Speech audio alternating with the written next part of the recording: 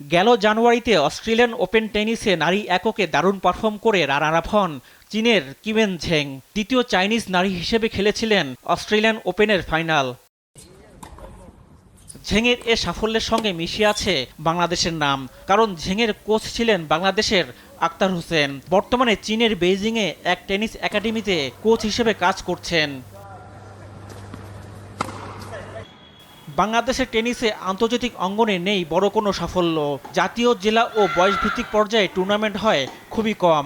দেশ টিভিকে টেনিসের এ কোচ জানান, তৃণমূলে খেলোয়াড়রা সুযোগ সুবিধা পান না বলে দেশের টেনিসের অবস্থা বেহাল।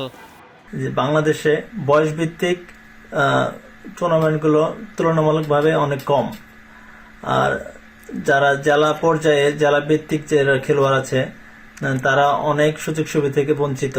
এই ঘরোয়া থেকে যদি আমরা আমাদের জুনিয়র যারা প্লেয়ার যারা একটু মোটামুটি ভালো পারফরমেন্স করছে তাদেরকে যদি আমরা সুযোগ করে দেই বাইরের টুর্নামেন্টগুলো খেলার জন্য, হয়তো তারা অনেক ইন্সপিরেশন হবে। টেনিসের এই অভিজ্ঞ কোচ মনে করেন, দেশের টেনিসের কোচরা নিজেদের আপডেট করতে না পারলে কখনোই ভালো মানের খেলোয়াড় উঠে আসবে না। বাংলাদেশে কোচ আছে, তারা যদি টেনিসে তাদের নলেজটা বিল্ড আপ করতে পারে তাহলে এই নলেজটা তারা প্লেয়ারের সাথে শেয়ার করতে পারবে, আর প্লেয়ার তাদের কাছ থেকে অনেক কিছু শিখতে পারবে, কোচের কাছ থেকে ডিসিপ্লিন, তারপর কিভাবে টেকনিক মেথডগুলো।